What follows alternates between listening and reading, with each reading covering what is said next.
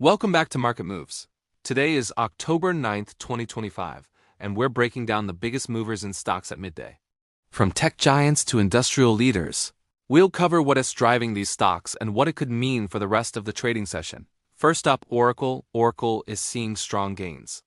The stock is climbing amid reports of renewed momentum in its cloud business and speculation that large enterprise deals are on the verge of closing. Investors appear to be betting that Oracle's tissue strength in cloud infrastructure will sustain this upward trend.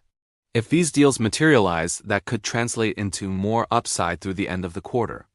Next is Ferrari. Ticker race.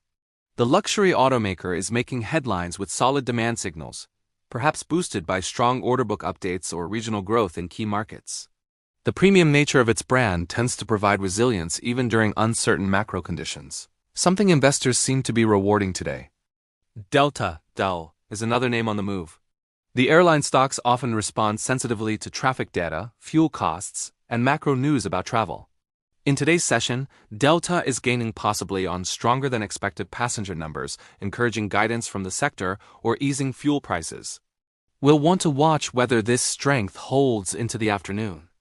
Albemarle, a key player in specialty chemicals and lithium production, is also seeing action. With electric vehicle demand continuing to fuel interest in lithium, companies like Albemarle are in focus. Add in any supply or policy developments, and Albe can turn volatile fast. And of course, there are always other movers in the mix. Small cap names, biotechs, or industrials reacting to news flow. Midday is often where momentum shifts, so keep an eye on volume and relative strength. So that's your midday recap. Oracle rising on enterprise optimism, Ferrari riding luxury demand, Delta buoyed by travel cues, Albemarle tied to battery metals, and a host of others reacting to news.